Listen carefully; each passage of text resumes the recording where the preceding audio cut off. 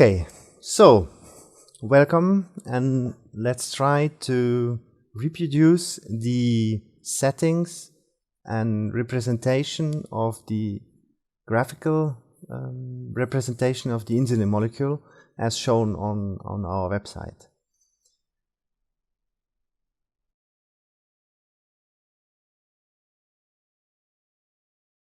So the first thing we have to do in Yazara is to open the file, in fact, and this is easy by going to the file menu, go to load, and then choose PDB file from internet. So we go and select our ID, which is 1TRZ, in fact, which will be loaded from the RCSB org website, which we have used before. Once the structure is loaded, we have to find the best view first. So in this case, I will turn it upside down, in fact, because we want the atoms, the zinc and the chlorine atom on top. Let's see. Oops, sorry. Voila, that is what we want. And furthermore, you see that, of course, we have a lot of water molecules here, which we don't like. So either we can remove them, or we change in a second step the representation, so that we have a nice styling of the secondary structure. So therefore, we use the F keys, as we did before, F8, for instance. So there you can switch, but obviously you can try several times and until you find the right one, which you like best. And basically, you could also try with F6. So this is the representation we see here now on the screen with the ribbon view.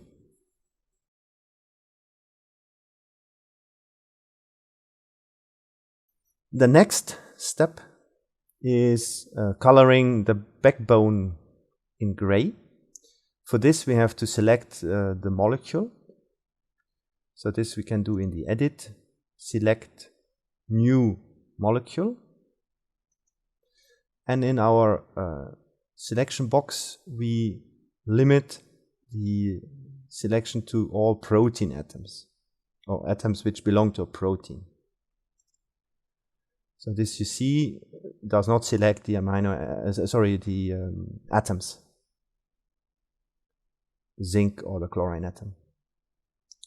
So this is now selected. Once you have this selection, you right click on it and bring up the next menu, select color, and then choose gray. And you already see that it's now gray.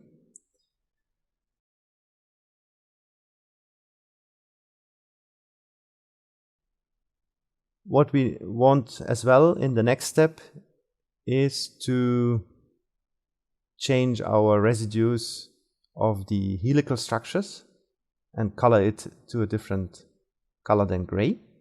So first, of course, I have to unselect this selection. This is also possible in the edit menu. Unselect all in this case. And now we have to find out the stretch of the helical structures, in fact. So we can do this, of course, by selecting this amino acid. Once we select it, we see here in the atom properties that it's from chain B, histidine 10. Alternatively, we can move down and see the sequence selector here. I can pin it on the left side and investigate from where to where the helical structures are. And you see this here down at the bottom. So you have glycine 8H until glycine 20. So that's the first stretch. And the second, we select this amino acid. So this will move here on. And it's asparagine 3, which is roughly here, until glycine 20, which is here. So these are the stretches we have to select. So this we can do, of course, like before in the Edit, Select New Residue menu. So we go first to chain B here. So we set glycine 8 to glycine 20. So I take the Shift key to multi-select the residues. Okay. So you see then this part has been selected. And then the second part we can add by Edit, Select Additional Residue. So now we go to chain D. And this is asparagine 3 to glycine 20.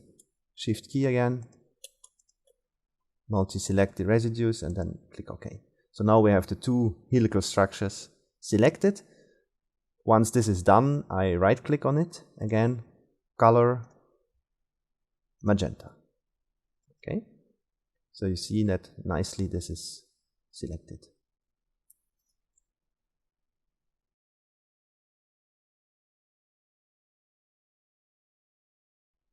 Good. The next step is that we want to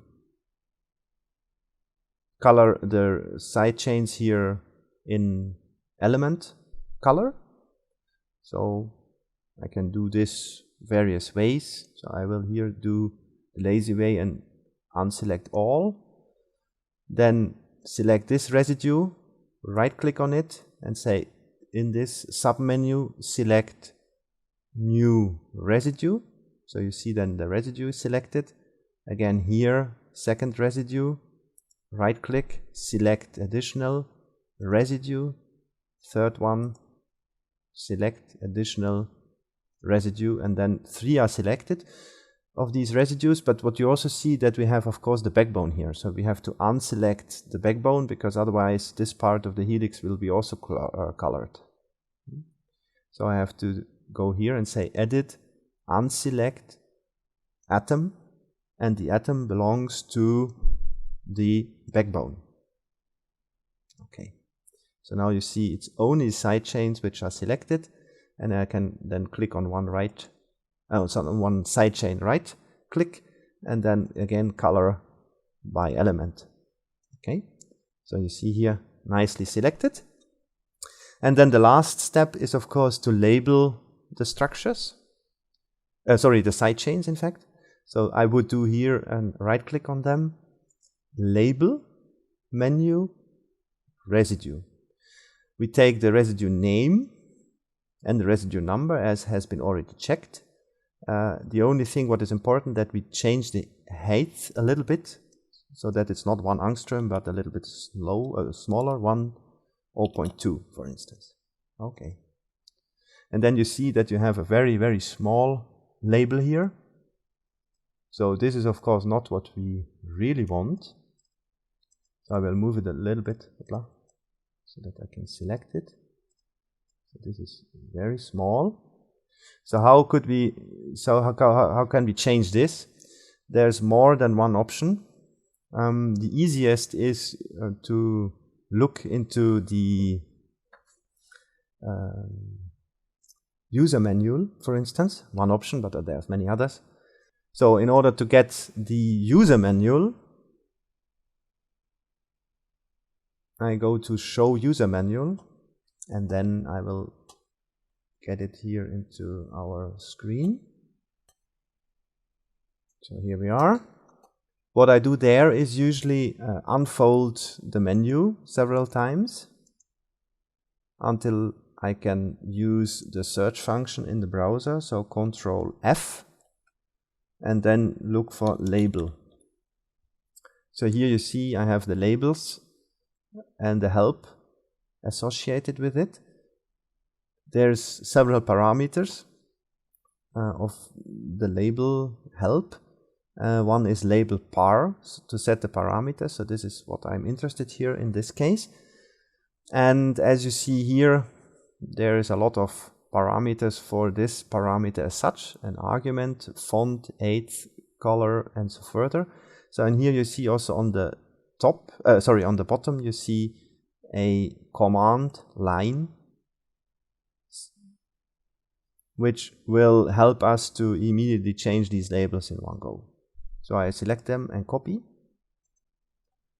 and then just go back to Yazara. I paste it here down in this command line window, Control V, and then I just have to look here what I want. So the color is not red but black, and the 8th we said 0.2, and the font would be Arial, for instance. Let's see what this gives.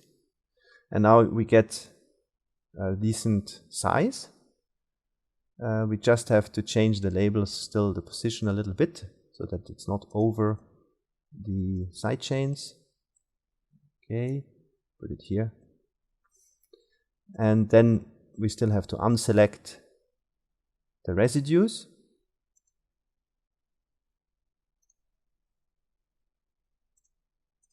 Okay, so now we have the image roughly as in our example.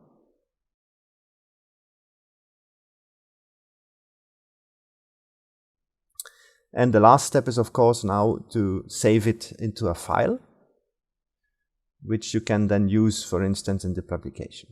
So this goes as follows: File, Save As, Ray Traced Higher Screenshot. And in this case, we have to check the transparent background option, because otherwise we get this bluish background.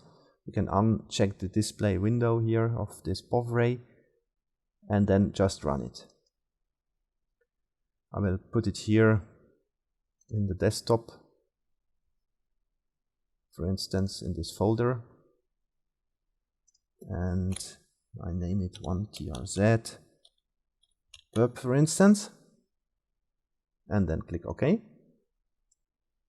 And now there's the one or the other window coming up, and once this is done, the file will be saved in this file location where you can look it up. Thank you.